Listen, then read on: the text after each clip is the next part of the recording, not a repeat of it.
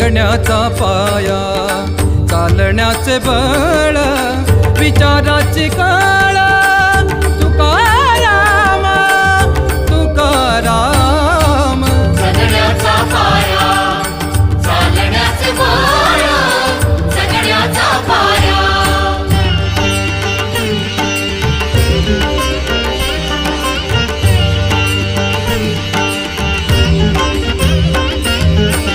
शब्दांचे इमान, अक्षरांचे रान, शब्दांचे इमान, अक्षरांचे रान, अभंगाचे पान.